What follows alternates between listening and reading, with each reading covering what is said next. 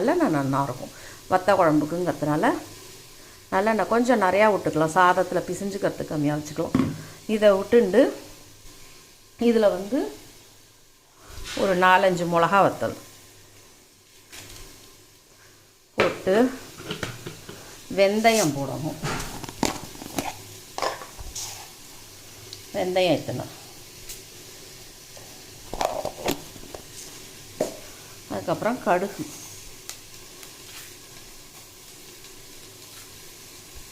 இப்போ கடுகு வெடிக்கிறச்சியே இந்த மிளகா வத்தலும் நல்லா வதங்கின்றோம். கலர் மாறி எடுத்து பாருங்க, வெந்தயமும் வருந்துன்றோம். இப்போ இதில் வந்து வத்த குழம்புக்கு துவரம்பருப்பு தாளிக்கணும். துவரம்பருப்பு கலர் மாறட்டும், வறுபடட்டும். இப்போ நல்லா துவரம்பருப்பு வறுபட்டுருத்து. ஸோ இதில் இப்போ நான் கருவேப்பிலை போட்டு புளிக்கரைசல் விடணும். இன்னும் கொஞ்சம் கரைச்சி விடணும். இப்போ புளி தண்ணி கரைச்சி விட்டாச்சு. இப்போ இதில் வந்து மஞ்சத்தூள்,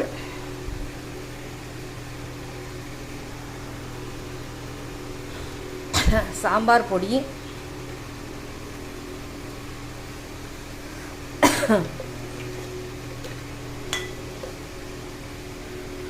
உப்பு,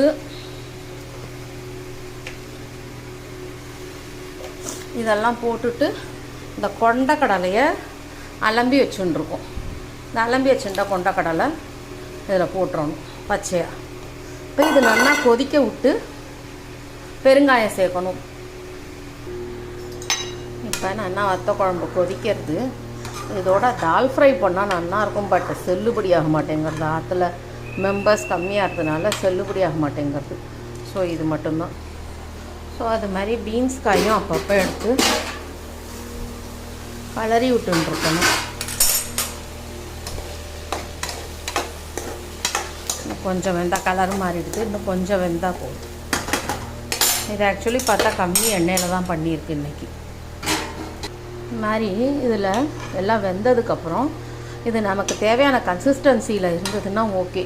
இப்போ இது நீர்க்க இருக்கிற மாதிரி இருக்குது. சாதத்தில் போட்டு பிசைஞ்சுண்டா சாதம் தனியாக குழம்பு தனியாக இருக்கும்.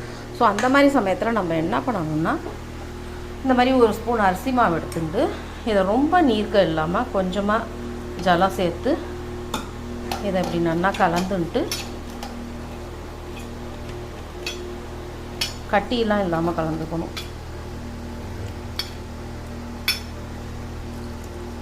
ஸோ இது கலந்துன்ட்டு நல்லா இதை எடுத்து இதில் விட்டுறணும். விட்ட உடனேயே நம்ம